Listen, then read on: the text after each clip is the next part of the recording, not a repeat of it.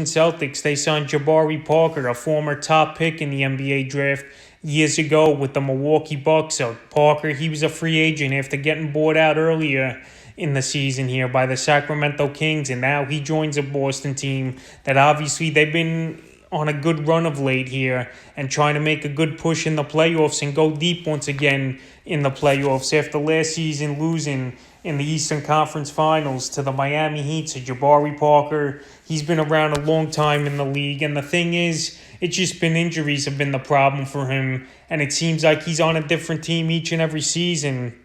And this season, it's been a non-factor for Parker. He hasn't done much for Sacramento. 2.7 points a game, 2 rebounds, 57% from the field. So he didn't do much. But 2019-2020 was a pretty decent year for Parker. 14 points, 5.6 rebounds, 1.8 assists, 1.2 steals a game, and 51% from the field with a three-pointer a game. But now here with Boston, he's just going to be a depth move more than anything, in my opinion, is Parker. No way I see him playing more than maybe 10 minutes a game. And this Boston team, they're just trying to beef up the end of that roster as they try to make the playoff push here in the next few weeks of the NBA season. But Parker, like I said, he's a veteran, a former top pick in this league, and it's a good depth move. And they got rid of Moritz Wagner to make a spot here for Parker. And as far as Wagner goes, I think he could sign on with a different team because Wagner, he's shown some flashes over the last season. For as far as fantasy basketball, Parker right now, there's no reason to go out there and rush to the waiver wire and get him. This season,